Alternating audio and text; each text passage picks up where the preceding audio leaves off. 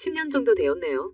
결혼할 때만 하더라도 제 결혼 생활이 이렇게 마무리될 거라고는 단 한 번도 상상조차 해본 적이 없었는데 말입니다. 아마 그때 너는 나중에 이렇게 이혼하게 될 거야 라고 말했으면 절대 믿지 않았을 것 같네요. 2년간의 연애, 그리고 10년의 결혼 기간, 도합 12년 동안 내가 뭘 한 건지, 그 세월은 다 뭐였던 건지 하는 생각을 요즘 하는 것 같아요. 그리고 그런 생각이 들 때면 굉장히 허탈합니다. 인생 무상이라는 말도 떠오르고 말이죠. 제가 이런 생각을 하게 된 건 남편과 이혼까지 가게 되는 과정이 너무나 힘들었기 때문입니다. 제가 이런 이야기를 하면 뻔뻔하다고 손가락질하는 사람도 분명히 있겠지만 말이죠. 저도 제 나름의 생각과 사정이 있거든요. 오늘 이곳에 사연을 쓰게 된 이유도 그 이유와 사정에 대해 어딘가 털어놓을 곳이 필요해서 쓰게 되었습니다. 물론 제 이야기를 끝까지 들으시고도 너도 잘못했어, 너를 이해할 수 없어 하시는 분이 계실 겁니다. 저도 온전히 떳떳한 건 아니니까요. 하지만 용기 내어 이렇게 사연을 보내봅니다. 그러니 너그럽게 생각해 주셨으면 좋겠어요. 물론 그렇지 않더라도 어쩔 수 없지만요. 자, 이제 그럼 이야기를 한번 시작해 보겠습니다. 저와 남편은 앞서 이야기했듯 2년을 연애했습니다. 남편과 저는 같은 회사에 다니는 직장 동료였어요. 당시 저와 남편의 상사로 있던 분이 성격이 무지막지하게 더러우셨거든요. 화도 잘 내시는 분이었고요.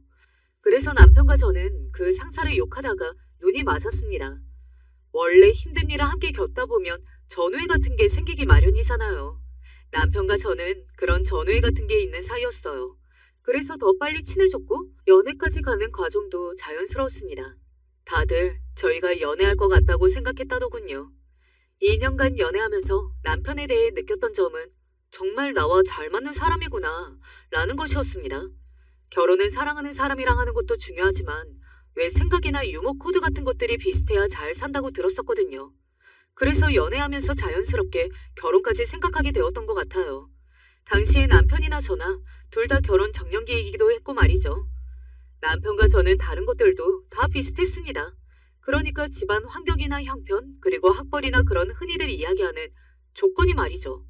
왜 그런 말들을 하잖아요. 결혼은 끼리끼리 해야 한다고 말이죠. 그래야 순탄하다고요. 그런 점에서 남편과 저는 꼭 맞춘 듯한 커플이었어요. 물론 걸리는 점 한 가지가 있기는 했습니다. 그건 바로 시어머니였어요. 시어머니가 조금 유난하신 편이라는 생각을 그때도 했었거든요. 지나고 보니 조금 유난한 게 아니라 많이 유난한 분이셨지만요. 어쨌든 당시에는 그랬습니다. 예단이니 혼수니 요즘은 거하게 안 하는 분위기라고 해도 아들 열심히 키웠는데 아무것도 안 하고 지나가면 너무 서운할 것 같아서요. 이런 마음으로 며느리를 맞으면 안 되는 거 아니겠습니까? 저희 엄마를 처음 만나셨을 때 그렇게 말씀하셨다더군요. 사실 그게 반쯤은 협박이나 마찬가지인 거잖아요.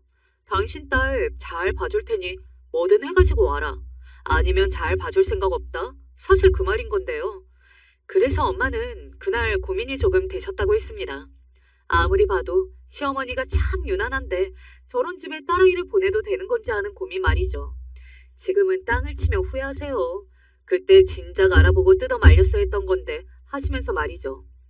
아무튼 그때 처음 느꼈던 시어머니에 대한 불길한 예감은 적중했습니다. 결혼 기간 내내 저를 가장 스트레스 받게 했던 건 다름 아닌 시어머니였으니까 말이죠. 이혼하게 된 결정적인 사건을 제공한 당사자는 물론 남편이었지만요. 연애할 당시에는 몰랐는데 결혼하고 보니 남편도 살짝 가부장적인 면이 있기는 했어요. 하지만 한국 남자 중에는 안 그런 남자가 없다고 기본적으로 그런 생각을 하고 있었기 때문에 그것은 저에게 큰 문제가 되지는 않았습니다. 물론 가끔 기분이 나쁘기는 했지만요. 결혼하고 나서도 저는 계속 일을 했어요. 시어머니는 여자는 집에서 살림만 해야 한다, 뭐 그런 주의기는 하셨습니다만 남편이 요즘 같은 시대에는 혼자 벌어서는 힘들다며 시어머니를 설득했거든요. 어찌되었든 저도 남편만큼은 벌었으니 그 말이 먹혔고요. 저희 부부의 1차 위기는 오랫동안 제가 임신이 되지 않는다는 것이었습니다. 처음에는 제 문제라고 생각한 시어머니가 매일같이 저를 탓하셨어요. 이래서 한 살이라도 어린 여자랑 결혼하길 바랬던 건데 하면서 제 나이를 탓하셨죠. 하지만 몇 년간 계속 임신이 되지 않자 병원에서는 남편과 함께 내원하라고 했고 남편과 함께 검사를 받아본 결과 남편에게 문제가 있다는 것이 밝혀져서 한동안 시어머니가 제 눈치를 봤던 기억이 있네요. 남자에게 문제가 있는 경우는 잘 없는데 라고 꿍얼거리면서 말이죠. 지금 와서 돌이켜 생각해보니 정말 웃긴 것 같아요. 왜 여자는 임신을 하지 못하면 죄인 취급을 받는데 남자가 아이를 가질 수 없는 몸이면 주변에서 다들 불쌍해하는 건지 말이죠. 당시에 남편은 주변에서 다들 마음을 써줬거든요. 불쌍하다고요. 마음고생은 제가 더 많이 했는데 지금에 와서 돌이켜 생각하니 그것도 참 억울하네요. 아무튼 남편에게 문제가 있다는 것을 알게 되고 얼마간은 평화로웠습니다. 시어머니도 제 눈치를 보고 남편도 저희 눈치를 보기는 했으니까요. 뭐 그게 남편의 잘못은 아니니까 누군가를 탓할 생각은 없었지만요. 그 빨도 얼마 가지는 못했어요. 오늘 일찍 퇴근해라. 제사는 내일이잖아요. 오늘 나랑 장을 봐야 할 거 아니니? 제가 야근을 해야 할 것 같은데. 시댁에 제사 있다고 하고 나와. 뭔 혀가 이렇게 길어? 시어머니는 굉장히 가부장적인 분이셨고 이러나 저러나 며느리는 출가 외인이고 며느리다워야 한다는 생각이 강하셨거든요. 며느리가 며느리다운 게 어떤 걸 이야기하는 건지 아직도 잘 모르겠지만 말이죠. 물론 알고 싶은 생각도 없습니다. 그렇게 안 살 거니까요. 하지만 당시에는 적당히 응해주면서 살았어요. 큰 소리가 나오는 게 싫었고 좋은 게 좋은 거라는 생각을 많이 했었거든요. 나 하나만 입 다물고 말 들으면 집안이 조용하다는 생각도 했고 말이죠. 아마 대부분의 며느리가 그런 마음으로 참고 살 거라고 생각합니다. 사실 저는 그래서 떳떳했어요. 며느리로서 해야 할 거 다 하고 살았고 잘못한 것도 없었으니까요. 좋은 아내, 좋은 며느리였다고 자부할 수 있습니다. 시어머니와 소소한 갈등도 있었고 가끔은 참기 힘든 순간도 있었지만 잘 이겨내며 살고 있었어요. 남편이 무뚝뚝한 편이 사람이었는데 그래도 속으로는 다 알고 있을 걸로 생각했으니까요. 그리고 그 일이 있기 전까지는 남편도 저에게 늘 고맙다고 표현을 했고 말이죠. 남편이 변했다고 느끼기 시작한 건 결혼을 하고 8년쯤 되었을 때였습니다. 어느 날 남편이 저에게 중요한 할 이야기가 있다고 하더라고요. 사실 어느 정도 짐작하고 있던 내용이기는 했어요. 우리 이제 그만하자. 여기까지 들으면 이혼이라고 생각하실 수 있으시겠지만 아닙니다. 아이를 낳기 위해 노력하는 걸 그만하자는 의미였어요. 남편은 완전한 불임은 아니었고 당시에 시험관을 계속 하고 있었거든요. 그럼에도 불구하고 아이가 들어서지 않은 거였고요. 이제는 남편도 저도 나이가 있으니 더는 힘들다고 병원에서도 이야기를 들은 지 얼마 되지 않은 상태였기 때문에 남편이 그 이야기를 할 줄 알았거든요. 우리 둘이서 행복하게 살자. 그리고 미안해. 당신이 미안할 게 어디 있어. 손가락 걸고 약속했어요. 둘이 함께 행복하게 살자고요. 그때만 해도 그게 가능할 거라고 생각했습니다.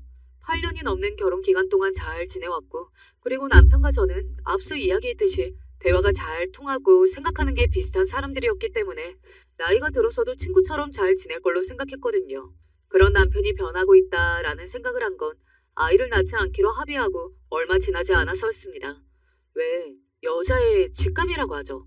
뭐라고 설명은 할 수 없는데 남편이 변했다고 느끼는 순간 말입니다. 딱 그 여자의 직감이 그때 들었던 것 같아요. 어딘가 예전에 비해 나를 보는 눈빛도 전혀 없어 보이고 의무감으로 사는 것 같고 어디 마음이 다른 곳에 가 있는 것 같고 뭐 그런 생각이 들었어요. 하지만 당시에는 제가 스트레스가 많은가 보다 하고 넘기려 노력했던 것 같아요. 정말로 그 당시에 제가 스트레스가 심했거든요. 제가 일하는 부서 변동이 있었는데 하는 직무고 뭐고 완전히 바뀌었던 데다가 승진 문제로 고민도 많았던 시기라 예민하긴 했었어요. 왜 아내들이 하나같이 처음에는 자신에게서 이유를 찾으려고 하는 건지 모르겠어요. 변한 건 남편이었는데 당시에도 저는 저를 탓하고 있었거든요. 내가 예민해서 내가 스트레스가 많아져서 뭐 그런 식으로 말이죠. 그런 남편에게 새로운 여자가 생겼구나라고 확신을 하게 된 순간이 찾아왔습니다. 나 오늘 약속이 있어서 늦게 들어갈 것 같아. 남편에게서 바로 그 전화를 받는 순간이었어요. 다른 사람들이 들으면 그게 뭐길래 그 전화 한 통으로 남편에게 여자가 생겼다고 확신을 할 수가 있냐 하시겠지만 저희 남편은 약속이 있어서 늦는다는 전화를 그렇게 하는 사람이 아니었습니다. 나 오늘 누구 만나 이런 식으로 짧게 이야기하는 사람이었지 말이죠.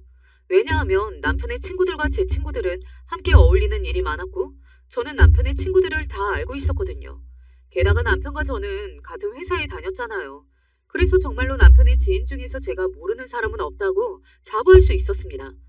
그런 남편이 그런 말투로 약속의 상대가 누구인지 말해주지 않은 건 저에게는 확신으로 다가올 수밖에 없었어요.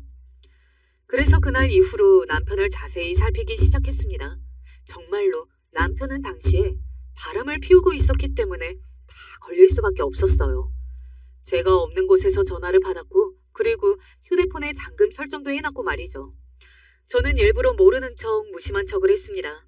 그리고서는 남편이 방심할 어느 순간을 기다렸어요. 제가 증거를 잡을 수 있게 말이죠. 물론 그 과정이 순탄했던 건 아닙니다. 하루에도 12번씩 남편의 머리채를 쥐어뜯고 싶었으니까요. 네가 어떻게 나한테 이럴 수 있냐고. 네가 그러고도 사람이냐고. 고래고래 소리를 지르면서 말이죠. 믿었던 만큼 배신감이 컸으니까요. 그리고 그 배신감은 남편이 바람난 상대를 알고 나서는 몇 배로 커졌습니다. 정말 차라리 모른 채로 살았으면 더 좋았겠다 싶을 만큼 말이죠. 남편의 불륜 상대는 저도 아는 사람이었어요. 다름 아닌 저와 남편의 불임 치료를 적극적으로 도와주고 시험관 시술을 해줬던 산부인과 의사였습니다. 남편과 저는 함께 병원에 다니면서 그 병원의 의사 선생님과 친해졌었거든요. 심지어 저와는 언니 동생 하는 관계였습니다. 그런데 두 사람이 바람이 난 겁니다. 몰래 열어본 남편의 휴대폰의 카톡 내용에 이런 말이 있더군요. 언니는 우리 관계 전혀 모르죠? 당연히 모르지. 알면 내 앞에서 저렇게 웃으면서 말 못해. 언니 생각보다 맹한 것 같기는 해요. 처음부터 느낀 거지만. 그래서 우리가 이렇게 만날 수 있는 거잖아. 그리고 무슨 말 끝에 그 상간녀 이름을 부르면서 사랑한다고 하더군요. 흔한 이름은 아니었기 때문에 단번에 알 수 있었습니다. 아, 그년이구나 하고 말이죠.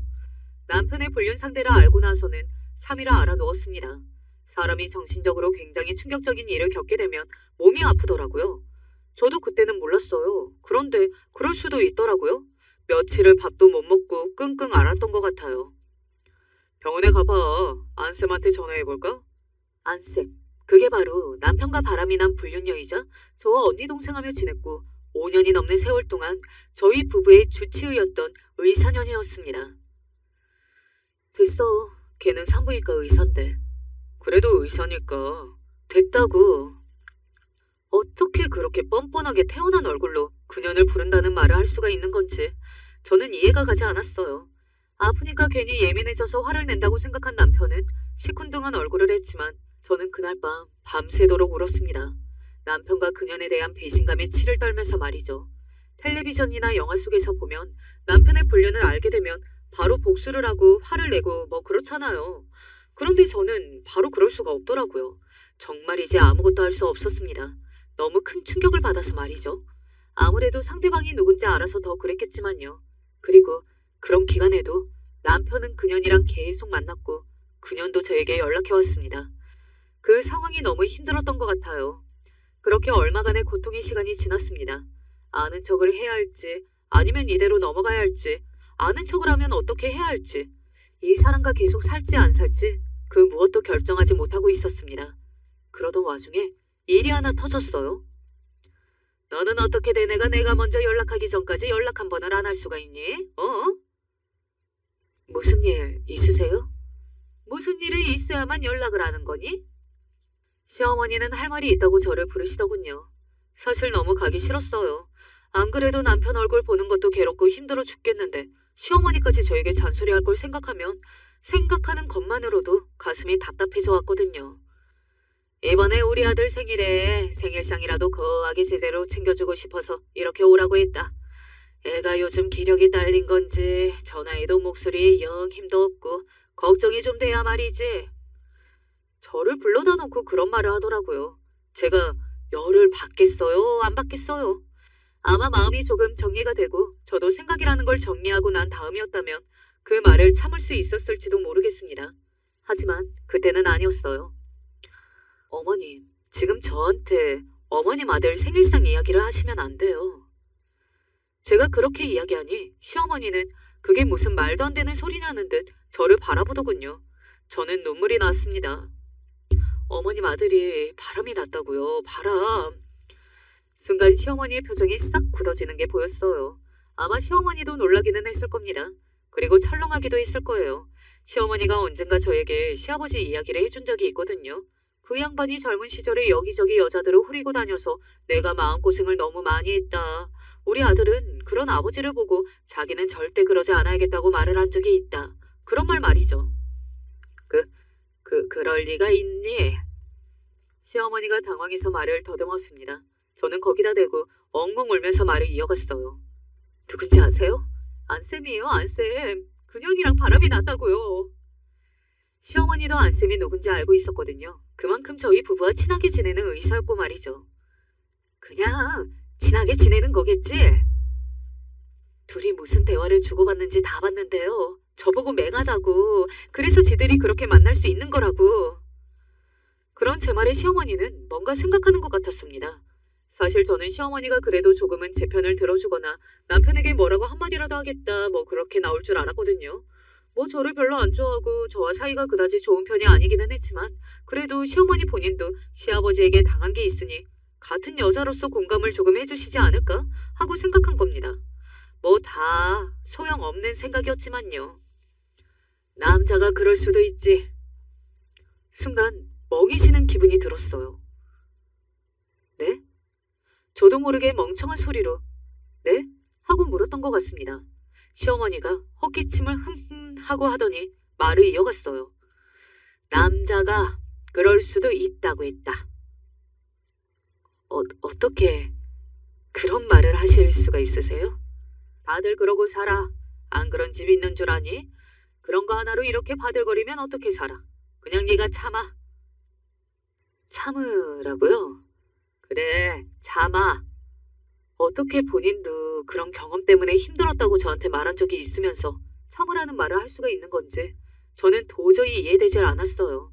게다가 모르는 사람이랑 바람이 난 것도 아니고 아는 사람과 붙어먹은 거잖아요. 그건 저를 완전히 농락한 거고요. 이혼이라도 할 생각인 거냐? 그러면서 저를 몰아세우는데 그냥 기가 막혔습니다. 자기 아들 일이 되니 태도가 그렇게 바뀌더군요. 그런 사람에게 제가 무슨 말을 더 이상 할 수 있었겠어요.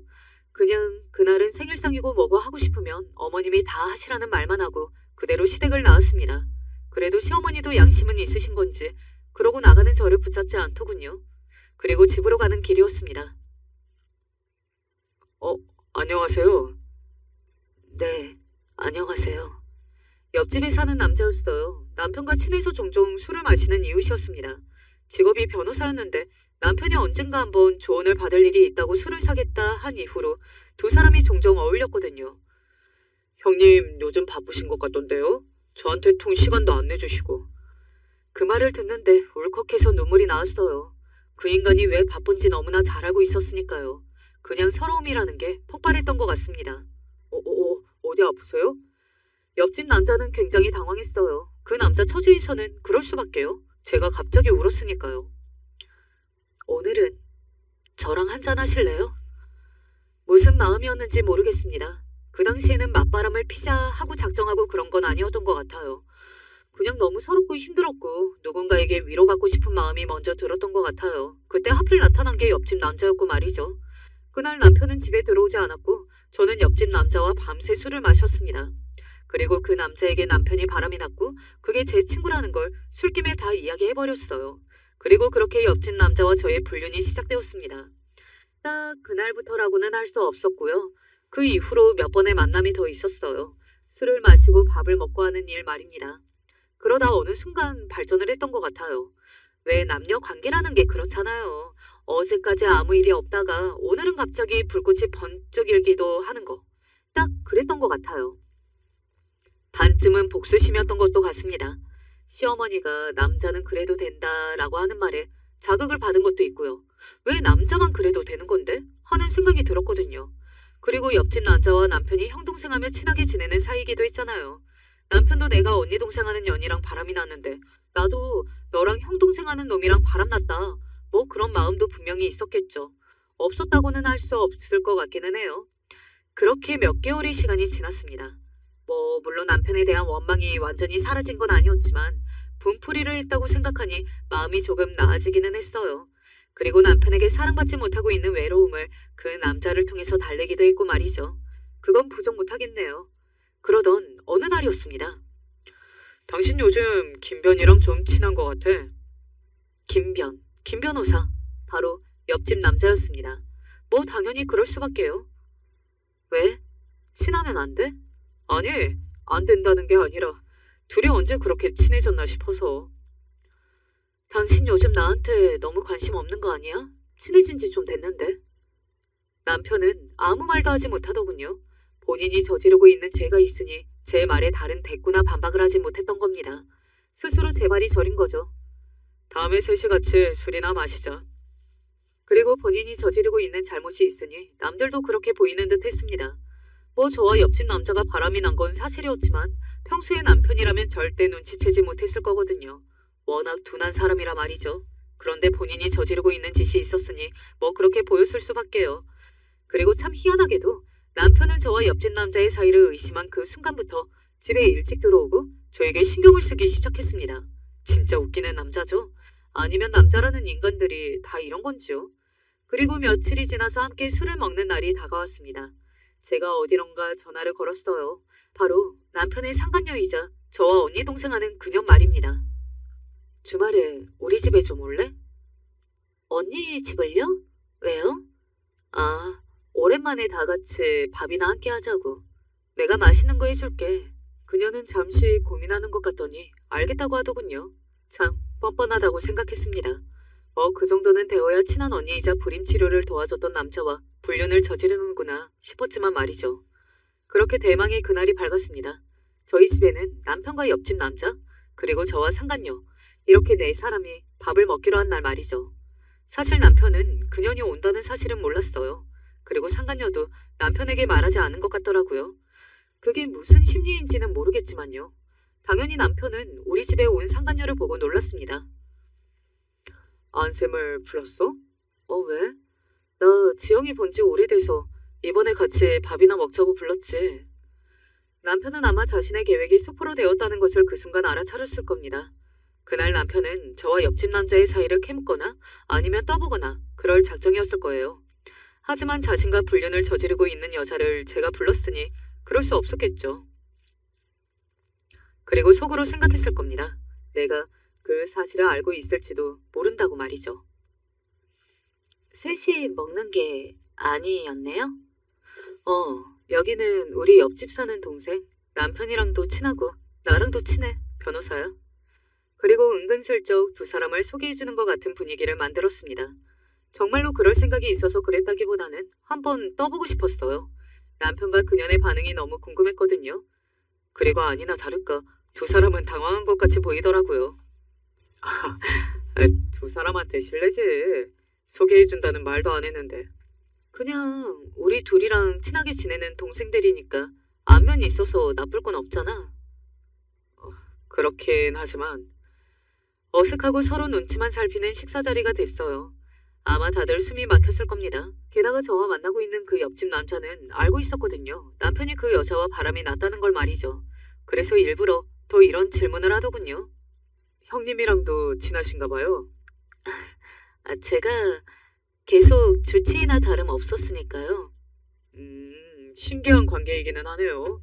불임 치료해주다가 그 부부랑 친해지는 의사 선생님은 못 본 것 같은데 성격이 굉장히 좋으신가 봐요.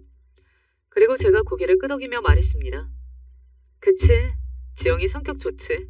내가 그래서 예뻐하잖아. 라고 말이죠. 상간녀가 어색하게 웃더군요. 남편은 그런 저를 빤히 바라보고 있었고요. 아무리 둔한 인간이라고 해도 그쯤 되면 의심이 더 불어나긴 했을 겁니다. 저도 그 두 사람의 사이를 알고 있다는 것을 말이죠. 그러니 술을 마시는 내내 남편의 표정이 좋지 않았던 거겠죠. 그렇게 숨막히는 술자리가 끝나고 두 사람이 돌아가고 난 뒤 상을 치우고 있는 저를 남편이 돌려 세웠습니다. 그리고 화를 내더군요. 누가 누구한테 화를 내는 건지 지금 생각해도 그날 남편이 너무 어이가 없어요. 너 알고 있었지? 뭘? 나랑 지영이 사이에. 남편의 그 말에 제가 아무 대답도 하지 않고 그저 남편을 빤히 바라봤습니다. 그리고는 돌아서서 다시 상을 치우기 시작했어요. 대답할 가치도 없다고 생각했고 그럴 기분도 아니었거든요. 그 두 사람이 돌아가고 난 뒤 굉장히 찝찝하고 침울했던 기억이 납니다. 하지만 남편은 포기하지 않았어요. 계속해서 저를 몰아붙였거든요. 알고 있었으면서 그러면서 지영이를 불러? 무슨 생각으로? 다 끝내자는 거야? 너도 알고 부른 거 아니야? 너도 알고 확인하려고 오늘 자리 만든 거잖아. 제가 단호한 얼굴로 그렇게 말했습니다. 남편의 의심이 확신이 되는 순간이었겠죠. 남편의 얼굴이 붉게 달아오르더군요. 그리고는 큰 소리로 이렇게 말했습니다. 준영이랑 너랑 정말로 그런 사이라는 말이야? 너 미쳤어? 눈이 돌만큼 화가 나서 소리를 고래고래 지르는데 정말 많이 어이가 없었습니다. 아니, 본인도 지금 바람이 난 걸 저한테 들킨 상황이잖아요? 그런데 제가 바람이 난 걸로 그렇게 소리를 지르는 게 말이죠. 역시 내가 하면 로맨스, 남이 하면 불륜? 그 말이 딱 맞다고 생각하고는 웃으며 대답했어요. 너 지금 나한테 화내는 거니? 네가 무슨 자격으로 나한테 화를 내는데? 라고 말입니다. 그리고 남편은 너무나 예상했던 말들을 내뱉기 시작했습니다. 정말 지금 생각해도 역겨운 말들을 말이죠. 나는 너랑 같아? 뭐가 다른데?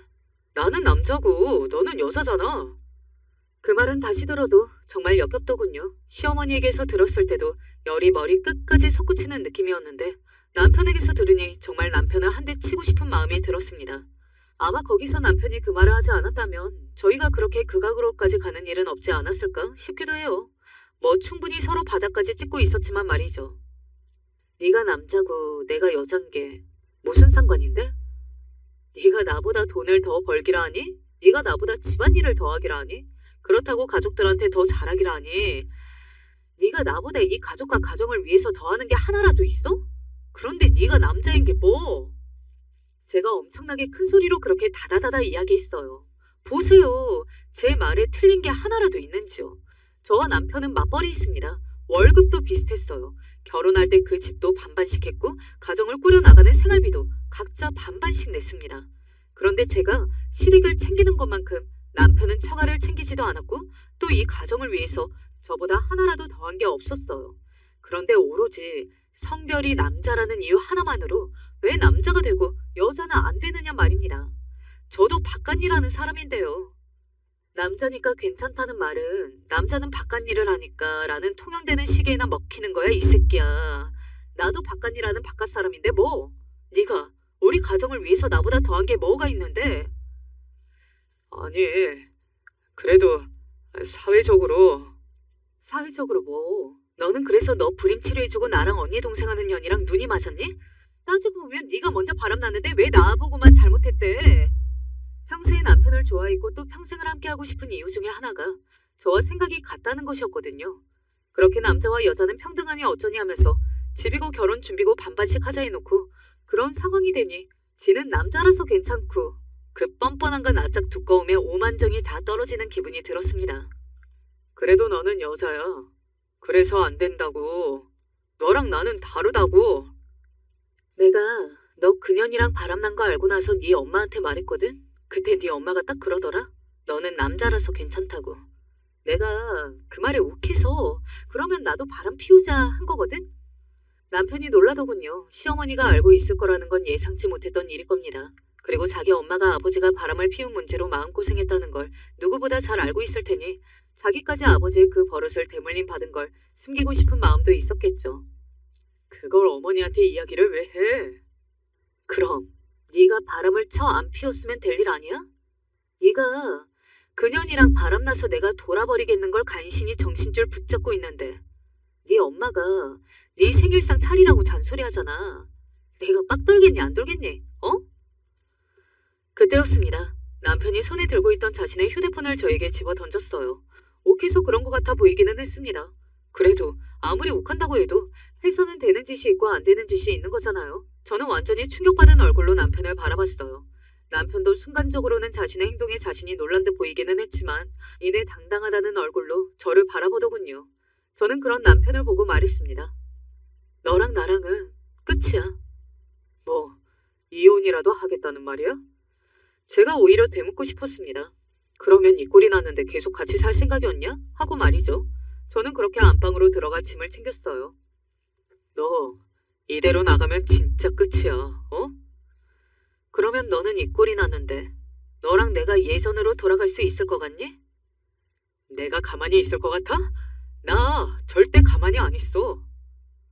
네가 가만히 안 있으면 뭐 나는 가만히 있고? 그때도 그렇고 지금도 이해할 수 없는 것 중에 하나가 바로 그 점입니다. 남편이 왜 저와 이혼하기를 그렇게 거부하는 건지 말입니다. 바람난 그녀는 처녀였거든요. 게다가 집안도 좋고 직업도 의사였고요. 그러면 저랑 이혼하고 그년이랑 살림을 합치면 될 일이잖아요. 제가 빠져준다고 하면 오히려 고마워해야 하는 거 아니냐고요? 그런데 끝까지 이혼만은 안 된다 한 게 아직도 이해가 완전히 안 되기는 해요. 가만히 있든 아니든 너 알아서 해. 네가 가만히 안 있으면 나도 가만히 안 있을 거니까 누구는 뭐 당하고만 있는 호구인 줄 아니? 그렇게 말하고서는 짐을 챙겨 친정으로 갔습니다. 일단 그 집에서 더 이상 남편과 같은 공기를 마시고 있을 수는 없는 노릇이었어요. 그리고 친정으로 가서 그간의 이야기를 했습니다. 처음에는 남편이 바람을 피웠다는 말에 이 자식이 뻔뻔해도 정도가 있지로 버럭 화를 내시던 부모님도 제가 맞바람 피워서 괜찮아요 라고 이야기했더니 처음에는 어이없고 황당해 하시다가 그렇게 그걸로 네 분이 풀렸으면 됐다고 해주시더군요. 뭐 속으로는 제 욕을 하셨을지도 모를 일입니다. 어찌되었든 아직 대한민국 사회는 남성이 저지르는 불륜과 여성이 저지르는 불륜의 잣대가 다른 게 사실이잖아요. 그리고 며칠 뒤 시어머니에게서 전화가 왔어요. 남편이 아직 이야기를 하지 않았던 건지 시어머니는 그 모든 일들을 아예 하나도 모르고 계시더군요. 집에 와서 김장 좀 해라. 저 못 가요. 이제 더 이상 남편과 살 생각이 요만큼도 없었는데 그러면 저는 이제 그 집의 가족도 아닌데 제가 왜 시댁에 김장을 하러 가야 하느냐고요. 그래서 갈 수 없다 했습니다. 시어머니는 제 그 말에 아주 극대노를 하셨어요. 너 아직도 그 일로 꽁해서 그러고 있는 게냐? 어? 내가 이야기했지? 남자는 좀 그럴 수 있다고. 그냥 회사에서 스트레스 받을 일도 많고 하니 다른 여자 만나서 기분 좀 푼 걸로 계속 이럴 거야? 너 그 나이 먹고 소박이라도 맞으면 어쩌려고 이러냐? 너 같은 거 누가 어디서 god어줄 것도 아니고 이혼당하면 여자로서의 인생이 끝인 거 몰라? 뭐 사실 이혼하고 다시는 남자를 만날 수 없다고 해도 제 인생이 끝난 거라고는 절대 생각하지 않지만 네 아들이 없다고 내가 정말로 남자도 못 만나고 평생 혼자 늙어 죽을 것 같냐? 뭐 그런 생각이 들어서 저도 욱하더군요. 그래서 어떤 결심 하나를 했습니다. 김장이 언제라고요? 그렇다면 알게 해주면 되지? 하고 말이죠. 나는 네 아들이 없어도 네 아들보다 훨씬 더 잘난 남자를 만날 수 있다 하는 걸 보여주고 싶었어요. 어차피 끝내기로 한 마당에 제가 그런 소리까지 듣고 참을 이유는 없는 거잖아요. 이쯤에서 궁금해하실 겁니다. 그러면 저와 바람이 났던 그 옆집 남자는 순순히 제가 하자는 대로 다 해주는지 말이죠. 뭐 그만큼 제가 좋았던 건지 아니면 그 상황이 재미있었던 건지 아니면 제가 그런 취급을 받고 대접을 못 받는 게 인간적으로 불쌍해서인지는 몰라도 그 남자는 제가 하자는 대로 다 해줬어요. 군말 없이 말이죠. 그리고 그날도 그랬습니다. 제가 시댁으로 가자고 하는 걸 군말 없이 따라와 줬어요. 시어머니는 제가 옆에 데리고 온 남자를 잠시 멍하니 바라봤습니다. 아마 상상조차 못했을 거예요. 제가 저와 바람이 난 남자를 데리고 올 거라는 사실을 말이죠. 어머니께 보여드리고 싶었어요. 그 인간 없어도 여자로서 제 인생이 끝난 게 아니라는 걸요. 뭐? 남자는 못 만난다고 해도 그게 끝은 아니지만 어머님은 그렇게 생각하시는 것 같아서요. 시어머니는 한동안 아무 말도 하지 못하고 어버버거리기만 했습니다. 사실 그럴 만하기는 했어요. 며느리가 자기가 바람난 남자를 데리고 와서 보여주는 상황을 그 누가 상상이나 할 수 있었겠냐고요. 너 인연이 드디어 미쳤구나. 어디 할 짓이 없어서 바람을 피워? 시어머니는 그대로 제 머리채를 잡아 뜯으셨습니다. 사실 그 정도는 각오하고 간 거기는 했어요. 시어머니 성질을 알기도 했고 저도 그게 얼마만큼 기막힌 일인지도 알았고요. 지금 돌이켜 생각해보면 저도 참 생각이 짧았다 싶기는 해요. 아무리 욱했어도 거기까지는 하지 말았어 했는데 하는 마음도 들고요. 어르신, 일단 이거 놓고 말씀하세요. 자네는 빠져. 여기를 어디라고 와서 끼어들긴 끼어들어? 저도 바깥일하고 저도 돈 벌고 저도 스트레스 받아요. 그런데 왜 남자는 되고 여자는 안 되는데요? 왜요? 내가 그 인간보다 이 가정을 지키기 위해서 더 많이 노력하고 더 많이 희생했는데 왜 나보고 그것까지 참으래? 저는 못 참아요. 이게 어디서 여자가 바람을 피웠으면 구구로 엎어져 있어야지. 그리고 애 못 낳는 것도 제 문제도 아닌데 억울하면 제가 더 억울하지 왜 저한테 이러시냐고요. 어머님 아들을 잡아야지. 그때까지 본인이 알고 있다는 사실을 남편에게 이야기하지 않은 시어머니도 짜증이 났거든요. 남편이 신경 쓸까봐 그런 거잖아요. 저는 그렇게 다 죽어가고 있었는데요. 그냥 남편이고 시어머니고 그저 자기 아들, 자기 사정 그런 것들이 최우선인 게 바로 보여서 역겹고 정이 떨어졌던 것 같아요. 저는 그날 시어머니에게 머리털 한 움큼은 뽑혔을 겁니다. 중간에서 옆집 남자가 계속 말렸지만 어찌나 힘이 세신지 제대로 말릴 수도 없었어요. 그렇게 분풀이를 다 하고 씩씩거리며 저를 노려보는 시어머니에게 이렇게 말했었던 기억이 나네요. 제가 아는데 남편이랑 바람난 그년이 되게 이기적인 년이거든요. 계산 다 하고 절대 손해보는 짓은 안 하는. 아마 어머님 아들이랑 재혼? 절대 안 할 거예요. 걔는 엄마가 되고 싶어 하는데 아이 못 낳는 나이 많은 남자 재치 자리에 왜 오겠어요? 어머님은 이제 평생 며느리 없이 사실 겁니다. 아시겠어요? 그리고서는 시댁을 나왔습니다. 뒤에서 2년 전연하면서 저에게 쌍욕을 쏟아붓는 게 들렸지만 별 생각이 들지 않았던 것 같아요. 그저 속이 시원하고 10년 묵은 체중이 다 내려가는 기분이 드는 것 외에는 말이죠. 그렇게 저와 남편은 이혼했습니다. 남편은 끝까지 저와 이혼하지 않겠다고 버텼지만 시어머니가 중간에서 난리를 치는 바람에 도장을 찍을 수밖에 없었어요. 저 같은 며느리는 하늘이 두 쪽이 나도 싫으시다고 둘은 우셨거든요. 다른 남자와 바람을 피웠다 이거죠 뭐. 남편이나 저나 서로 잘못한 게 명확히 있었기 때문에 별다른 요구사항은 없었습니다. 뭐 결혼할 때 집이며 혼수며 다 반반으로 했기 때문에 뭘 더 나누고 계산하고 그럴 필요도 없었어요. 그냥 정확히 반을 갈라서 헤어졌습니다. 물론 후폭풍이 있기는 했어요. 저와 남편이 같은 회사에 다녔다고 했잖아요. 회사에 저희의 이혼은 당연히 알려졌고 그에 대한 소문이 엄청나게 많이 돌았습니다. 남편도 잘한 게 없었기 때문에 따로 입을 놀리고 다니지 않은 듯 했어요. 저도 입을 다물었고요. 처음에는 그냥 이혼했나 보다 하고 넘어가다 어느 순간 어디서 소문이 퍼진 건지 남편이 바람나서 제가 홧김에 맞바람을 피웠다 하는 소문이 쫙 났더라고요. 뭐 살이 더 붙여진 부분이 있기도 했고 사실과 다른 부분도 물론 있었지만 큰 내용 자체는 다 맞는 이야기기는 해서 세상에는 참 비밀이 없고 완벽하게 숨겨지는 일은 없구나 하는 생각을 했던 것 같아요. 시어머니는 제가 퍼부었던 그 말들을 부정이라도 하려는 듯 상간녀를 따로 만나는 자리를 남편에게 억지로 만들라 이야기해서 만났다고 들었습니다. 그리고 그 상간녀는 제 예상대로 이렇게 말했다고 하더군요. 저는 오빠랑 결혼까지 할 생각은 없는데요. 하고 말이죠. 제가 그년을 친하게 지낸 게 몇 년인데 그년을 모르겠어요. 걔는 절대 본인이 손해보는 짓은 안 하는 애예요. 남편같이 자기보다 조건도 떨어지고 임신 능력도 없는 나이 많은 남자? 그런 남자와 미래를 계획할 아이가 절대 아니라는 말입니다. 시어머니는 그 이야기를 듣고 그럴 거면 내 아들은 왜 꼬여냈냐며 버럭하셨고 그녀는 저만 그랬냐? 바람이 난 건 두 사람인데 왜 엄한 저를 혼내시냐? 아드님이나 혼내셔라 하면서 소리를 질렀다고요. 걔가 저보다 더한 애인데 시어머니는 그걸 모르셨던 거죠 뭐. 남편과 그녀는 얼마 지나지 않아서 헤어졌다고 들었습니다. 그녀 병원에 소문이 다 났거든요. 그 병원에 불임치료 받으러 온 부부의 가정 파탄을 냈다고 말이죠. 그런 소문을 듣고 거기에 갈 사람이 어디 있겠어요. 게다가 산부인과인데 말입니다. 당연히 환자가 뚝 끊겼고 병원은 문을 닫았습니다. 뭐 집이 잘 산다고 알고 있기 때문에 조금 쉬다가 다른 동네에서 개원하겠죠 뭐. 그 정도는 본인의 업보이니 너무 억울해하지 않았으면 좋겠네요. 그 이후로 저는 어떻게 지내고 있냐고요? 저는 아주 잘 지내고 있습니다. 왜 진작 이혼하지 않았나 싶을 정도로 말이죠. 시어머니의 전화를 더 이상 받지 않아도 되고 회사에 다니면서 집안일까지 2배로 해야 하는 수고스러움도 없고 말이죠. 왜 진작에 이혼하지 않고 그렇게 속 끓이며 살았나 후회가 들 정도로 말입니다. 그리고 저와 그 옆집 남자는 헤어지지 않았어요. 생각보다 그 남자가 저를 많이 좋아했고 저도 만나는 동안 정이 많이 들었더라고요. 뭐 저희 두 사람 다 당장 결혼한다든지 진지하게 미래를 고민한다든지 그러고 있지는 않지만 지금까지 잘 만나고 있습니다. 여행도 같이 다녀올 계획이고 말이죠. 남편과는 한번 대차게 싸웠다고 듣기는 했어요.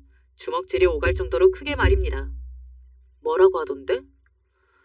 어떻게 자기한테 그럴 수 있냐고. 우리 친한 형동생 아니었냐고 그러던데요. 지가 한 짓은 생각 못하고 하여간. 저도 그년이랑 언니 동생 하던 사이였는데 말입니다. 사람은 본인이 저지르는 잘못은 참 객관화가 안 되는 것 같아요. 아, 그리고 옆집 남자는 이사를 했습니다. 남편이 자꾸 찾아와서 술주정하고 이 새끼 저 새끼 하면서 욕을 한다고 말이죠. 그리고 본인이 그렇게 헤어진 게 억울했던 건지 저와 헤어지라고 아니면 죽여버리겠다고 협박했다더군요. 그래서 더 이상 그곳에 살 수 없었다고요. 저와 그 남자가 잘 만나고 있다는 그 사실만으로 남편이 굉장히 고통받고 있다는 걸 확인해서 속이 매우 시원했던 것 같네요. 그리고 그걸 시어머니가 알고 있다면 시어머니도 똑같이 분해할 것 같아서 그것도 말입니다. 저도 잘한 것 없습니다. 그래서 이 사연을 쓰면서도 욕먹을 각오는 어느 정도 하고 있어요. 어떻게 되었든 간에 저도 불륜을 한 거잖아요. 그리고 아직 대한민국 사회에서 여자의 불륜을 더 실눈을 뜨고 바라보는 사람들이 많다는 것도 너무 잘 알고 있는 사실이고 말이죠. 아마 저를 손가락질하는 분들도 많으실 걸로 생각합니다. 하지만 저는 그럼에도 불구하고 그때의 그 선택을 절대 후회하지 않아요. 만약 제가 그때 그렇게 하지 않았다면 저는 정신이 어떻게든 됐을 것 같거든요. 화병이 생겼든 말입니다. 주변 사람들의 시선 같은 것들도 물론 중요하지만 제일 중요한 건 저인 거잖아요. 제가 불행하고 힘들면 사람들이 잘 보든 아니든 그게 뭐가 중요하겠어요? 제가 잘했다는 건 아니지만 말입니다. 저처럼 살라고는 이야기하지 못하겠지만 그래도 너무 참고 사시지는 말라는 말을 주변에 조금 하고 싶기는 해요. 그러다 병나도 아무도 알아주는 사람도 없더라고요. 자기 자신은 스스로 챙기는 수밖에 없다는 게 제가 내린 결론입니다. 제 이야기는 여기까지입니다. 제 이런 사연에 여러 가지 반응이 있을 걸로 생각해요. 누군가는 잘했다고 할 수도 있겠지만 다른 누군가는 손가락질할 수도 있겠죠. 저는 둘 다 이해합니다. 저도 완전히 떳떳하지는 못하니까요. 제 잘못은 그 누구보다 제가 잘 알고 있습니다. 그리고 반성하는 부분도 있고 말이죠. 그래서 이 사연을 쓰는데 용기가 조금 필요했던 것 같아요. 그럼에도 쓰게 된 건 이제 다 훌훌 털어버리고 있고 싶어서가 가장 큰 이유가 되겠네요. 그리고 실제로 사연을 쓰면서 조금 후련해진 것 같습니다. 이제는 다 잊고 더 잘 살 수 있을 것 같다는 확신이 들어요. 이제는 제 사연을 여기서 마무리해야 할 것 같네요. 어떻게 하다 보니 너무 길어졌는데 재미있게 잘 들어주셨다면 그것으로 저는 된 것 같습니다. 남들이 들었을 때는 굉장히 재미있는 이야기이긴 할 것 같거든요. 저도 지나고 보니 제 이야기지만 재미난 이야기인 것 같기도 하고요. 마지막까지 제 이야기 들어주셔서 감사합니다. 건강이 최고인 거 아시죠? 언제 어디서나 늘 건강하시고 행복하시기를 바라겠습니다. 안녕하세요. 오늘따라 생각나는 한 사람이 있어 컴퓨터 앞에 앉았습니다. 제 이야기가 어떻게 들리실지는 모르겠지만 아마도 한 가지는 얻고 가실 것 같습니다. 후회하지 않는 삶이요. 부모님은 어린 제가 보기에도 참으로 멋지신 분들이었습니다. 힘들고 가난한 와중에도 언제나 서로를 향한 사랑을 놓지 않는 진정으로 로맨틱한 부부가 뭔지를 보여주셨죠. 비록 두 분의 결혼은 당시 제가 뱃속에 있는 터라 조금 급하게 이루어지기는 했지만 그래도 두 분은 그것과는 별개로 언제나 서로를 사랑하는 부부였습니다. 생각해보면 어머니랑 아버지는 한 번도 제 앞에서 싸우는 모습을 보이신 적이 없었어요. 물론 두 분도 다툼이란 것을 하긴 했지만 제가 기억하는 어머니와 아버지는 언제나 서로 존댓말을 쓰셨고 그건 싸울 때도 마찬가지였습니다. 언성을 높이지 않고 쓸데없는 이야기로 상대방의 마음에 흠집을 내지도 않고 어릴 때야 저에게는 그게 그렇게 당연했으니까 별 생각이 없었지만 나중에 제가 어른이 되니까 알겠더라고요. 부모님이 얼마나 서로를 존중하며 정말 이상적인 결혼 생활을 하셨는지. 게다가 부모님은 제가 외동아들이라고 해서 무조건적으로 오냐오냐 하며 키우지도 않으셨습니다. 근데 그때는 그게 참 서러웠던 것 같아요. 저 때만 해도 아들이 귀한 대접을 받았던 시기였습니다. 그리고 당시 같은 초등학교에 나왔던 반 친구 하나도 저와 똑같이 외동아들이었는데 걔를 보면 걔네 부모님은 맨날 우리 아들 하면서 세상에서 제일 좋고 맛있는 것만 사주고 그랬는데 나는 분명 같은 외동아들인데 왜 나는 그렇게 안 해주시지? 라는 철없는 생각을 했었죠. 그래서 그 반 친구가 좋은 장난감을 선물 받거나 좋은 옷을 입고 오면 부러워하며 소리치곤 했어요. 엄마, 나도 내 친구가 입은 거 똑같은 걸로 사줘. 상우야, 저건 너무 비싼데. 엄마가 나중에 사주면 안 될까? 아, 왜? 나 저거 갖고 싶단 말이야. 지금 와서 돌이켜보면 만약에 그때 저희 부모님이 당시 제 친구의 부모님처럼 아들이라고 무조건 떠받들여주고 뭐래도 좋게 넘어가는 식으로 저를 키웠다면 아마 세상에서 제일 오만방자한 사람이 되어서 자랐을 겁니다. 그나마 부모님이 똑부러지게 저를 키워주셨기에 그래도 지금같이 인간굿이라고 사는 것 같아요. 하지만 저희 집은 사정이 좋지 않았고 그걸 받아들이기엔 너무 어렸던 전 정말 철없이 굴었어요. 아, 왜 우리 집만 가난해? 다른 집에는 나랑 똑같이 외동인데 맨날 소세지 반찬 먹고 좋은 장난감 받고 그런단 말이야. 아, 나도 그거 갖고 싶다고. 나도 똑같이 해줘. 이 녀석아, 그만 좀 하래도. 왜 이리 때를 쓰냐? 엄마 아빠 고생해서 일하는 거 몰라? 언젠가 아버지께서 제게 호되게 야단을 치시기도 했는데 그럼에도 불구하고 전 온갖 말로 부모님 속을 꽤나 썩였습니다. 그 바람에 저희 어머니는 저 몰래 눈물을 훌쩍거리며 잠에 드시곤 하셨죠. 그래도 머리가 크니 가난이 부끄러울 게 아니란 걸 알게 되었어요. 오히려 고생하시는 부모님이 안쓰러워 보이게 되더라고요. 그래서 그때부턴 좀 때도 덜 쓰고 심부름도 해드리며 일을 도와드렸죠. 또 그 무렵 부모님의 비밀도 알게 되었는데요. 그렇게 서로를 사랑하는 부모님한테는 한 가지 작은 아픔이 하나 있었습니다. 바로 결혼식을 올리지 못했다는 거였어요. 가장 큰 이유는 당시 제가 뱃속에 있었기에 결혼이 급한 것이기는 했지만 설사 그렇지 않다고 해도 부모님은 두 분 다 너무 가난했습니다. 친가 쪽도 외가 쪽도 시골에서 농사를 짓는 분들이었는데 농사가 그렇게 잘 되는 것도 아니었고요. 말 그대로 하루 벌어서 하루 먹고 사는 것과 다름이 없을 정도로 벌이가 좋지 않다 보니 결혼식을 올릴 수 있을 만한 사정이 되질 않았어. 그래도 지금 잘 살고 있으니 엄마 아빠는 행복하단다. 어머닌 그렇게 말씀하시곤 했지만 전 꽤나 속이 상했어요. 사실 저는 중학생이 될 때까지 두 분이 결혼식을 올렸는지 안 올렸는지도 몰랐습니다. 대부분의 부부들은 흔히 가지고 있는 웨딩 앨범이 없다는 건 알았지만 부끄럽게도 저는 그런 것에 그렇게 관심이 없는 아들이었어요. 변명을 좀 해보자면 사춘기가 와서 더 그랬던 것 같습니다.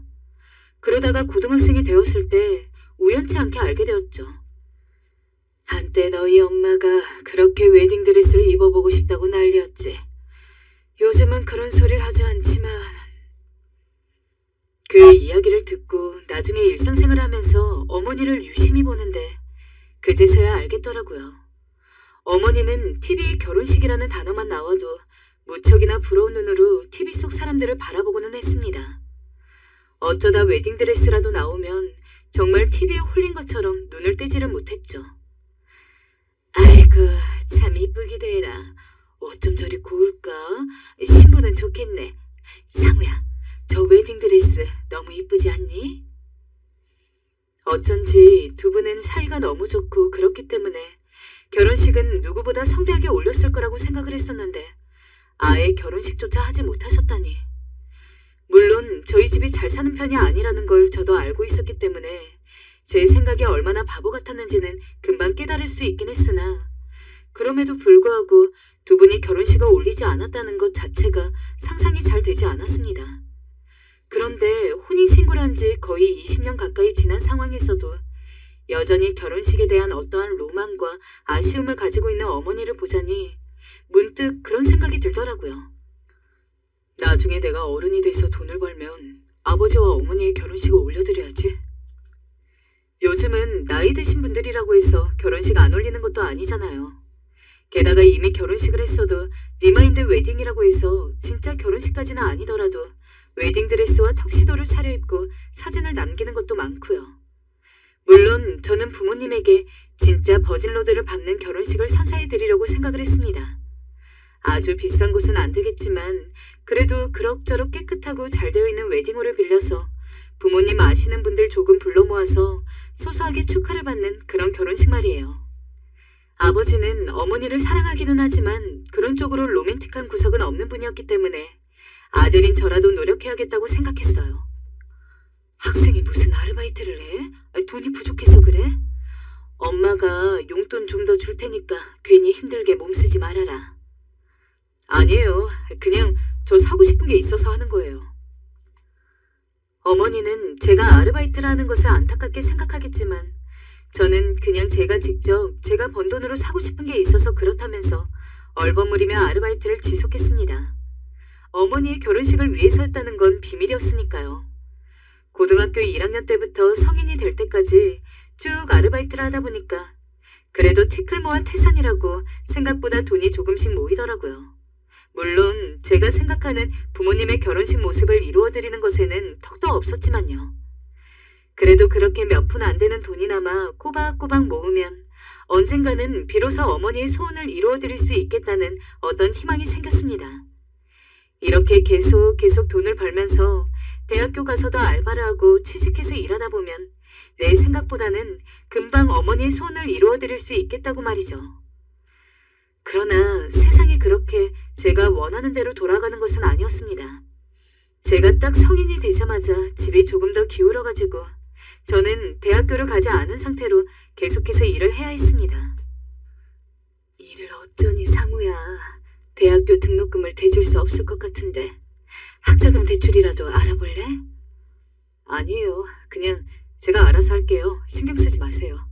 어차피 성적도 나빴고 대학엔 관심도 없었어요. 대학을 그래서 안 가겠다고? 네, 전 안 가고 싶어요. 별로 미련 없어요. 솔직히 대학은 가고 싶었기에 어머니가 빤히 가슴 아파하실 걸 알았어도 퉁명스레 대답을 했던 것 같아요. 그리고 당장 휘청 기울어버린 집안 사정도 살려야 되니까 두 분의 결혼식을 위해서 모아뒀던 돈들도 모두 집에 가져다 드렸죠. 정말 하루하루가 너무 바빴습니다. 집에서 집안일만 하던 어머니까지 식당에 나가 일을 했을 정도였으니까 당시 상황이 얼마나 심각했는지는 아실 거라고 생각을 합니다. 여보, 미안해. 내가 돈을 더 벌어야 하는데 당신 나 때문에 고생이 많아. 아니에요. 우리 아들도 그렇고 당신도 그렇고 나도 힘내서 벌어야 얼른 하루라도 빨리 일어서죠. 우리 힘들지만 조금이라도 기운내요. 상우야, 기운내자. 그럽시다. 고마워. 당신 그렇게 말해줘서. 어머닌 그래도 참 긍정적이셨어요. 분명 힘드실 텐데도 내색 한 번 없이 묵묵히 일을 나가셨어요. 그런데 설상가상 안 좋은 일은 한 번에 온다고 어느 날 일을 하고 있는 도중 갑자기 아버지로부터 연락이 왔어요. 직감이 무서운 게 전화가 오기 전부터 괜히 손이 저릿하더라고요. 상우야, 네 어머니가 지금 사고가 나서 응급실에 있다. 얼른 와라. 네? 아버지 연락을 받자마자 병원으로 달려갔어요. 무슨 정신으로 갔는지도 모르겠어요. 도착하니 어머니 수술에 들어가셨고 아버진 기운 없는 모습으로 고개를 푹 숙이고 계셨죠. 저와 아버진 그저 어머니 수술이 잘 끝나길 바랄 수밖에 없었어요. 상황을 들어보니 분하게도 뺑소니 사고였어요. 오토바이가 밤중에 횡단보도를 건너고 있던 어머니를 치고 간 거였고 어머니는 그대로 날아가 머리를 다친 거였죠. 신고자가 조금이라도 일찍 어머니를 발견했더라면 뺑소니가 아니었다면 심각한 상황까지 가진 않았겠지만 어머니는 늦게 병원으로 이송되는 바람에 자칫하면 목숨이 위험할 뻔한 상황까지 오게 되었어요. 참 그때 세상을 많이도 원망했던 것 같아요. 그 누구보다 가족을 사랑했던 저인데 왜 이런 일이 나에게 생긴 건지 어머니께 모진 말했던 기억들과 반대로 사랑을 받았던 기억들이 스쳐 지나가면서 가슴이 너무도 아파왔어요. 다행히 어머니 수술은 성공적으로 끝났지만 어머니가 병원에서 치료를 받아야 하는 기간은 길었어요. 후유증도 있었고요. 결국 어머니는 일을 하실 수가 없었고 저와 아버진 어머니 병원비에 생활비까지 벌기 위해 발등에 불이 떨어져라 일을 할 수밖에 없었어요. 미안해서 어떡해. 우리 아들, 남편, 나 때문에 고생하네. 엄마, 그런 말 마요. 엄마만 나오면 돼. 그리고 나 하나도 안 힘들어요. 쇠도 씹어먹을 수 있을 정도로 젊은데 내가 왜 힘들어요? 엄마 위에 일부러 말 그리 하는 거 알고 있어. 상우야, 엄마가 아파서 미안하다. 너 대학도 못 보내줬는데. 에이, 엄마, 그런 말 하지 말라니까. 나 요즘 친구들 만나 놀기도 하고 여자친구도 생겼어요. 행복하게 지내고 있으니 걱정 마. 그리고 대학은 내가 가고 싶지 않아서 안 간 거야. 당시 일용직부터 시작해서 돈 되는 일은 다 했기에 일주일에 한 번은 코피가 터졌어요. 그런데도 어머니 앞에선 걱정을 지어드리고 싶지 않아 밝게 웃었습니다. 그 누구보다 제가 사랑하는 어머니가 저 때문에 눈물 흘리는 건 보고 싶지 않았어요. 이 고생 또한 언젠가 지나갈 거라 생각하며 그렇게 아버지와 버티던 시간이었죠. 상우야, 한창 다른 친구들처럼 공부하고 그럴 나이인데 아버지처럼 돈 벌게 해서 참 미안하다. 부모로서 면목이 없구나. 어쩔 땐 아버지께서도 제 어깨를 두드리시며 이런 말씀을 하시곤 했는데 그럴 때마다 외려 아버지께 이런 말을 하곤 했습니다. 얼른 일해서 수술비도 갚고 엄마 일어나면 다 같이 맛있는 거 먹으러 가자고요. 아무튼 그렇게 아버지와 제가 똘똘 뭉쳐서 노력을 했기에 위험했던 시기도 지나갈 수 있었어요. 하지만 그때가 되니 이제는 저도 저 혼자 먹고 살 것을 걱정해야 될 나이더군요. 이제 슬슬 결혼이라는 것도 진지하게 생각을 해봐야 할 때가 왔고 게다가 마침 저는 그때 여자친구도 있었습니다. 그리고 가능하면 여자친구와 결혼도 하고 싶었어요. 당시엔 참하고 착한 친구였거든요. 오빠, 우리도 슬슬 결혼 이야기 해야 되지 않을까? 그래, 그래야지. 어머님부터 뵈러 갈까? 심지어 여자친구 쪽에서 먼저 결혼에 대한 이야기를 꺼내는데 남자로서 한마디로 자존심이 있지. 제가 모든 걸 다 해가지는 못하더라도 최소한 결혼을 하는 데 있어서 서로 부족함은 느껴지지 않게 해야 할 거 아니겠습니까? 그래서 부모님에게는 죄송스러운 말씀이지만 덕분에 저는 집안 사정이 나아진 뒤로는 오로지 저 하나 생각하면서 살게 되었어요. 한동안은 그것 때문에 마음이 좀 안 좋기도 했어요. 어차피 두 분은 제가 두 분의 결혼식을 올려드리고 싶다는 생각을 했다는 것조차 모르시겠지만 그래도 저 스스로 했던 약속을 이렇게 저버리게 되는 것이 어쩐지 찜찜했죠. 하지만 그것도 여자친구와의 결혼 이야기가 진지하게 나올수록 점점 제 마음 안에서 사라져갔습니다. 더군다나 여자친구의 집안이 잘 살았던 것도 한몫했어요. 예비 장모님은 절 처음 볼 때부터 온갖 모욕적인 말들을 하며 못마땅하게 생각하셨거든요. 아휴, 고졸이라고? 요즘 세상에 고졸이라니. 아니, 은지야, 너 어떻게 고졸을 결혼 상대로 데려올 수가 있니? 엄마, 오빠 회사 다니는 사람이야. 무슨 막노동하고 그러는 사람이 아니라고. 고졸이 그리고 뭐 어때서? 대학 나와야 꼭 성공해? 오빠도 나중에 회사 차리고 사장님 될 거야. 사장님 같은 소리 좋아한다. 고졸이 회사 차려 성공한다는 건 다 옛날 말이지. 나도 하는 걸. 젊은 네가 모른다는 게 한심하다. 저기 상우 씨, 여기까지 와준 건 고마운데 난 이 결혼 반대예요. 설사 자네가 뭐 성공이라도 해서 번듯한 직업 가지고 오면 모를까. 우리 집안에서 고졸을 사위로 받아줄 수는 없어요. 사실상 결혼을 허락하지 못한다는 소리였습니다. 그 말을 듣자 이상하게 오기가 생기더라고요. 어떻게든 성공해서 장모님 눈에 들어야겠다는 오기요. 그래서 그때부터 사업에 뛰어들기 시작했어요. 잘 다니던 회사 때려친다고 했을 땐 부모님도 걱정이 많으셨지만 당시 제 눈엔 성공이란 글자만이 보였어요. 상우야, 쉬엄쉬엄 적당히 해라. 일도 좋지만 건강도 챙겨야 해. 가끔 어머니가 절 걱정해서 이런 말씀을 하시거나 아버지가 건강식품을 챙겨주시곤 했지만 그것도 어느 한 구석에 박아놓곤 제 일에만 집중했어요. 그렇게 1년을 투자하고 밤을 새워 일하니 점점 뭔가 보이더라고요. 허나 사업가는 제 그릇이 아니었나 봅니다. 1년이 지나갈 무렵 잘 될 것 같았던 회사가 모래성처럼 하루 안에 무너지고 빚만 가득 떠안게 되었어요. 여자친구는 실망을 감추지 못했어요. 다행히 여자친구가 결혼 아니면 안 된다고 장모님을 설득해 어찌어찌 설득해 결혼을 할 수 있었지만 장모님은 늘 저를 딸 빼앗아간 도둑놈 정도로 취급했어요.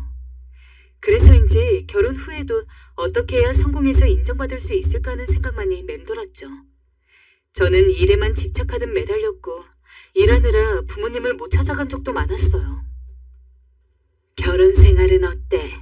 아내랑은 잘 지내고 있니? 우리가 언제 한번 갈까? 네, 잘 지내고 있어요, 엄마. 근데 제가 지금 사무실에 들어가 봐야 해서 나중에 연락드려도 될까요? 그래, 어쩔 수 없지.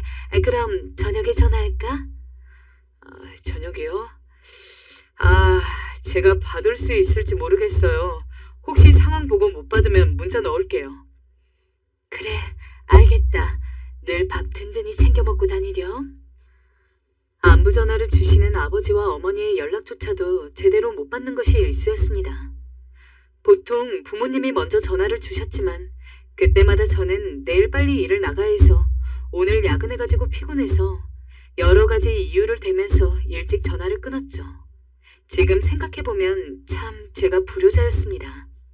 그리고 오히려 내가 결혼해서 잘 사는 모습을 보여드리는 게 효도라고 생각하면서 애써 찝찝한 마음을 달랬습니다. 허나 부모님은 그런 저에게 서운하다는 티 한 번 내지 않았습니다. 오히려 바쁜데 전화해서 미안하다고 나중에 명절 때 얼굴 한번 보자며 제 걱정만 하다가 전화를 끊었습니다. 전 부모님보단 장모님을 많이 배웠어요. 장모님, 안녕하세요. 날씨가 많이 춥네요. 이거 받으세요.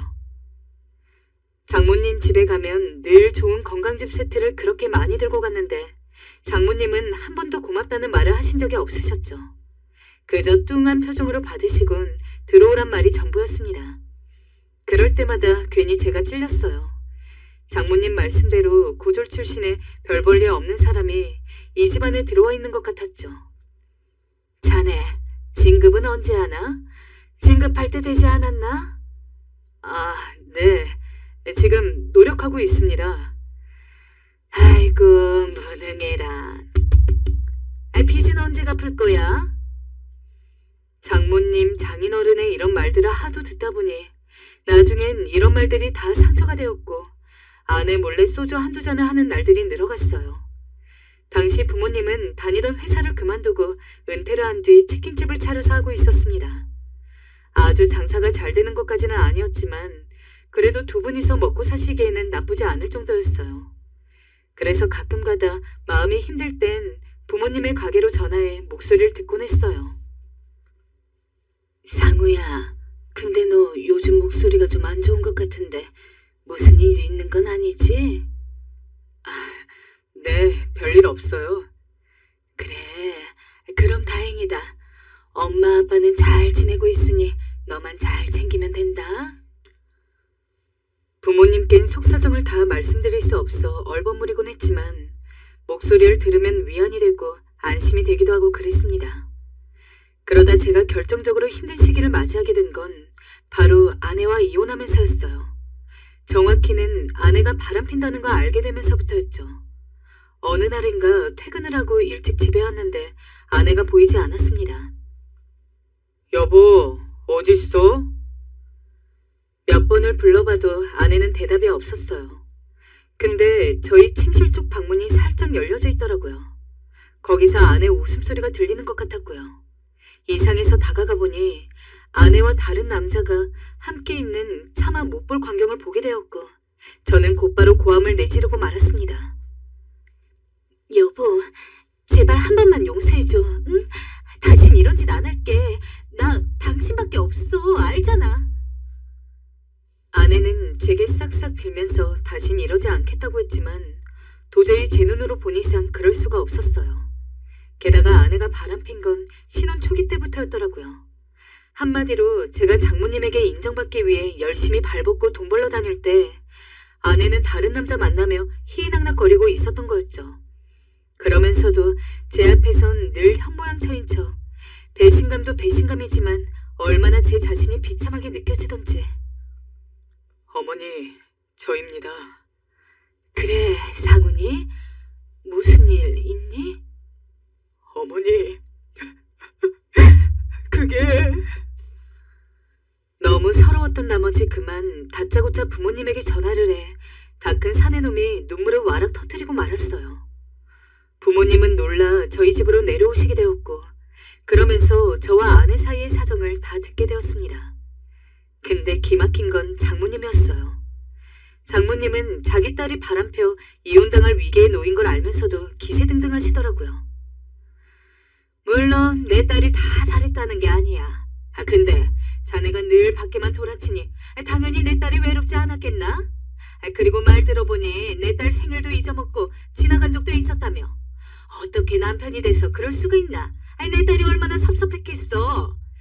그냥 부부 사이의 사소한 일이라 치고 넘어가 주게. 그렇게만 해준다면 내가 자네 앞으로 건물 하나 넘겨주겠어. 어때? 이 정도면 꽤 쏠쏠한 보상이지? 장모는 웃으면서 저런 말씀을 하셨고 표정은 이미 제가 수락할 걸 예상이라도 한 듯했어요. 이런 상황에서마저 돈으로 저를 쥐락펴락 하시려 하고 있었죠. 그리고 전 그제서야 깨달았어요.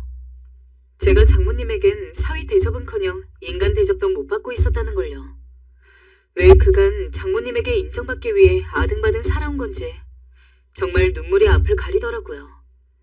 그런데 그런 제 앞을 막아서서 제 입장을 대변해 주신 건 바로 저희 부모님이었습니다. 이보세요, 사돈.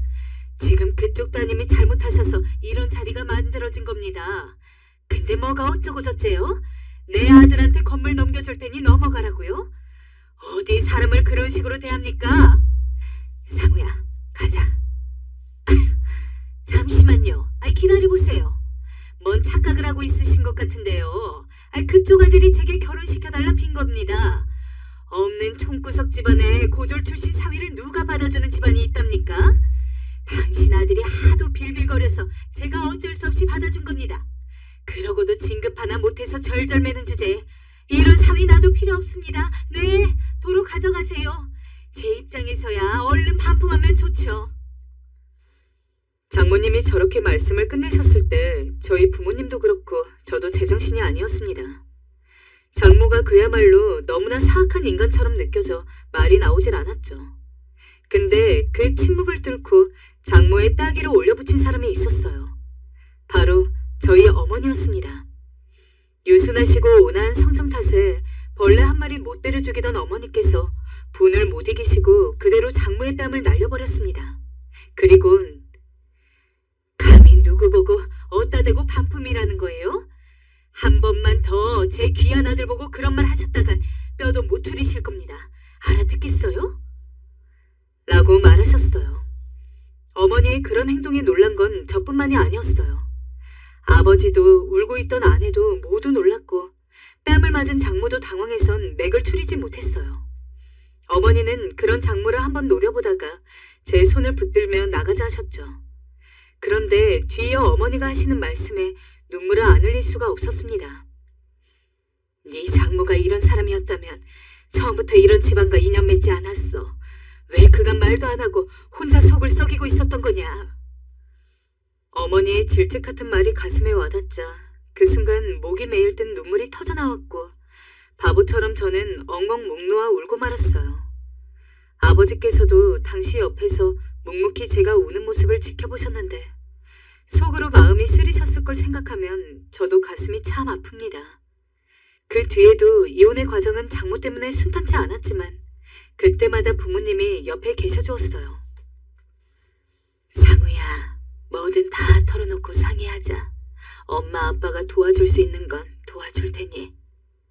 분명 혼자였다면 힘이 들었을 테지만 든든히 제 뒤를 버티고 계신다 생각하자 두려울 게 없더군요. 어머니 아버지는 늘 한두 마디 말로 저를 격려해 주셨고 덕분에 전 이혼 소송도 잘 마칠 수 있었고 삶으로 복귀할 수 있었습니다. 상우야, 정신없고 힘들겠지만 이럴 때일수록 더 열심히 살아야 한다. 바쁘게 몸 놀리며 살다 보면 상처도 잊혀지고 힘들었던 일도 지나갈 거야. 그러니 집에 있지 말고 회사로 얼른 나가거라. 응? 제가 조금 우울하고 지쳐 아무것도 하지 않고 있을 때 이런 귀한 조언을 해주신 것도 부모님이었어요. 처음엔 잘 와닿지 않았지만 막상 부모님 말씀처럼 다시 일선에 복귀하고 나니 할 일이 눈에 보이더라고요. 예전보다 더 열심히 살아야겠다는 생각도 들고요. 주변에서도 제가 어떻게 이혼을 했는지 알다 보니 절 많이들 격려해 주셨어요. 그런 주변 사람들의 관심 덕분에 또 한 번 잘 살아보자 다짐하고 살아나갈 수 있었습니다. 그때는 부모님에게 고마움을 많이 느꼈던지라 예전과 달리 부모님 가게에 방문도 많이 했습니다. 가서 일을 도와드리곤 했는데 부모님 가게에 갈 때마다 걱정이 되는 게 한 가지 있었습니다. 보통은 두 분이서 홀을 지키다 보니까 배달이 들어오면 배달 대행 기사님을 썼었는데 조금 한가할 때는 아버지가 직접 배달을 가셨다는 거였어요. 아버지, 차라리 한가하든 안 하든 그냥 계속 배달대행 기사님을 쓰는 게 낫지 않아요? 아무리 먼 거리는 아니라고 하지만 그래도 혹시 모르잖아요. 더군다나 겨울 빙판길은 아버지가 운전하기엔 너무 위험해요. 한 푼이라도 아껴야 나중에 잘 살지. 그리고 너무 걱정하지 않아도 된다. 이 애비가 오토바이만 몇 년을 몰았는지 알아? 사고 한 번 낸 적 없으니 신경 안 써도 괜찮아, 아들. 근래 들어 배달하는 기사들이 운전을 하다가 차 사고가 많이 났다는 뉴스가 흔히 떠돌았습니다. 당연히 저로서는 아버지 생각이 날 수밖에 없었죠. 그래서 되도록이면 아버지가 그냥 무조건 기사를 쓰고 아버지 본인은 가게만 지키기를 원했지만 아버지는 배달대행 기사도 한두 푼 드는 게 아니라면서 가게가 한가할 때는 무조건적으로 아버지 스스로 배달을 나갔습니다. 생각해보면 제가 좀 더 적극적으로 아버지가 직접 배달을 가는 것을 만류하고 제 돈을 써서라도 무조건 배달기사를 부르게 했어야 하는데 참 후회가 됩니다. 차차 저는 조금씩 기반이 잡히기 시작했어요. 힘든 시기를 넘기면 언제나 행복한 순간이 온다고. 바빴던 일이 끝나고 나서 저는 그 일에서 성과를 인정받아 승진도 하였고 생각보다 크게 연봉을 올릴 수도 있었습니다. 빚도 갚고 혼자 살다 보니 개인적으로 저축할 수 있는 돈까지 크게 늘어났죠. 그렇게 스스로 여유가 생기다 보니까 잊고 있었던 것이 생각나더라고요. 바로 부모님의 결혼식이었습니다. 그걸 떠올리게 해준 건 다름 아닌 직장 동료였어요. 상우 씨, 예전에 나한테 말하던 거 기억나요? 부모님 결혼식 시켜드린다고 했던 거. 나 그 말 듣고 그때 꽤 놀랐었는데 결혼식 해드렸어요? 아, 그게 바쁘다 보니 저도 잊고 있었네요. 직장 동료의 말을 들었을 땐 마치 머리를 망치로 콱 맞은 듯 했어요.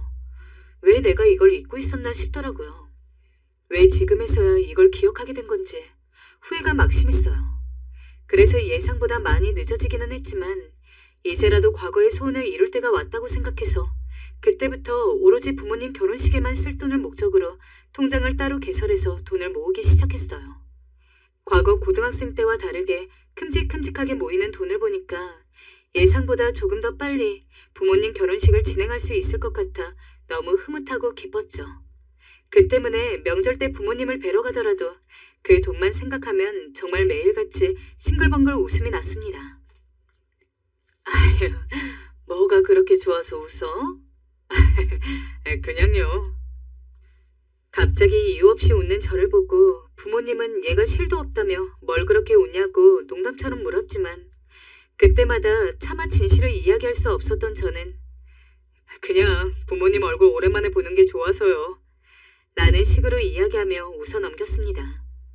하지만 그렇게 이제는 정말 행복한 일만 있을 거라고 안심하고 있을 때 저는 회사에 있다가 생각지도 못한 연락을 받았습니다. 어머니에게서 온 전화였죠. 상우야, 얼른 여기로 와라. 너희 아버지가 얼른 병원으로 와라. 제 귓가로 들렸던 어머니의 찢어지는 울음소리가 아직까지도 선합니다. 회사에 있던 저는 앞뒤 가릴 것 없이 벌떡 일어나서 사무실 밖으로 나왔습니다.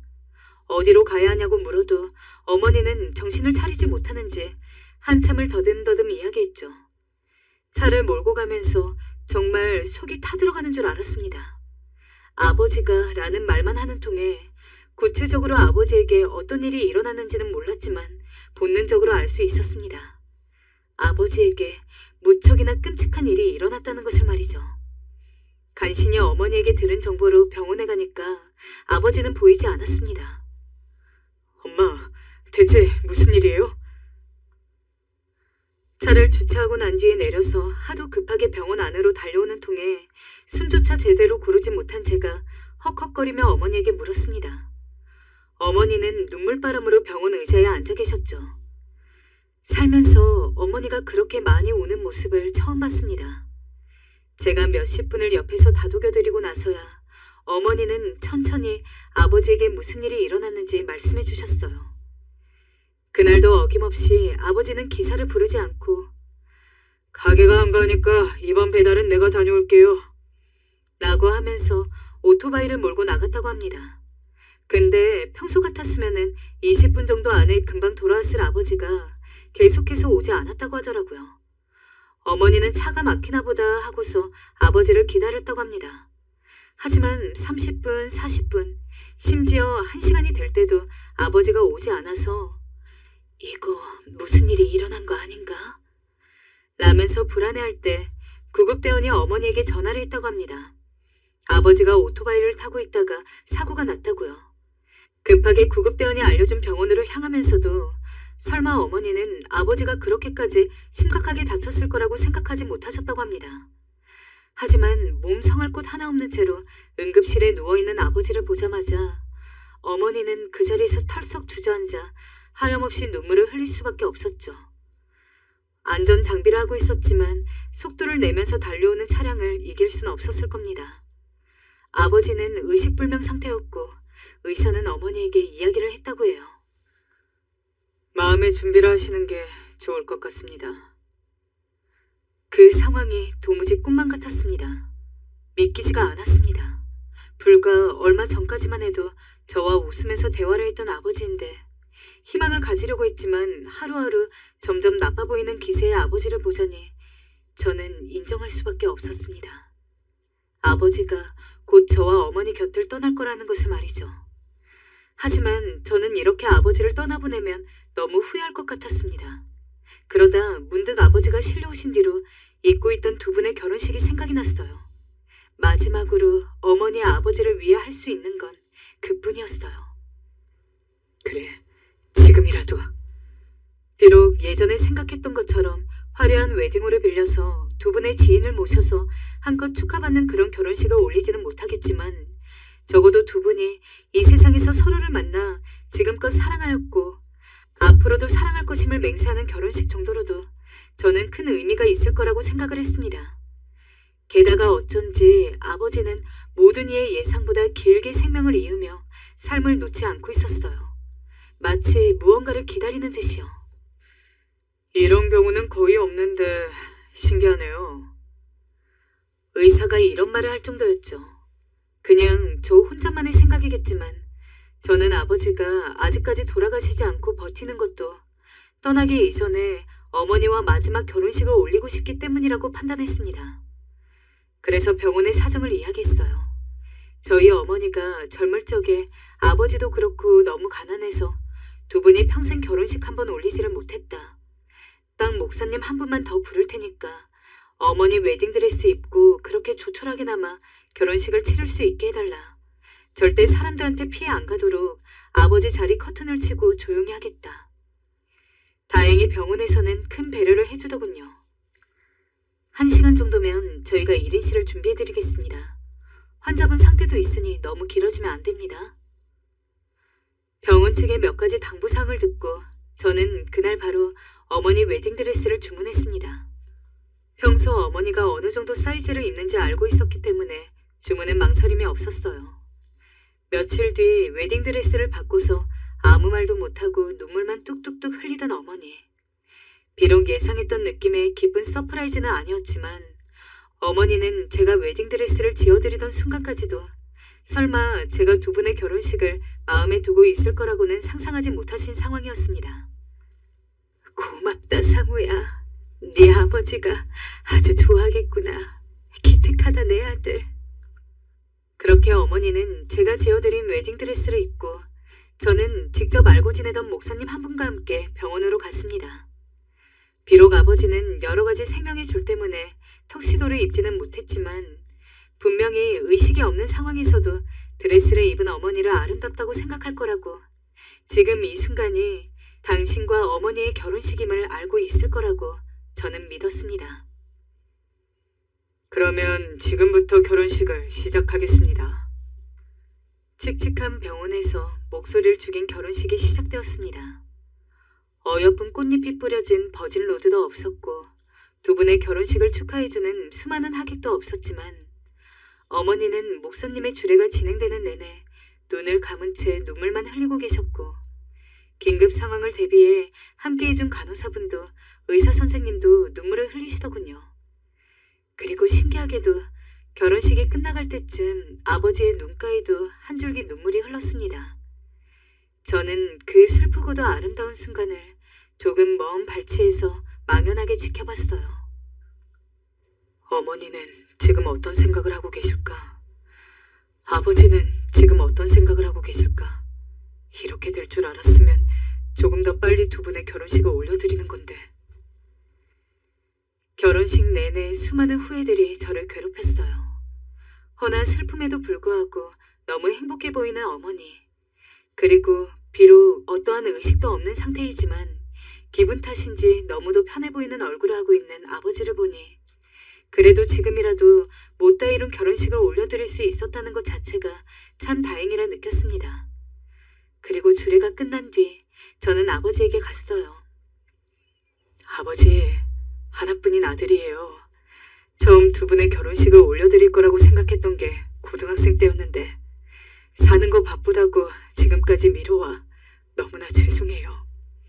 아버지가 비록 의식이 없으시다고는 해도 저는 알고 있어요.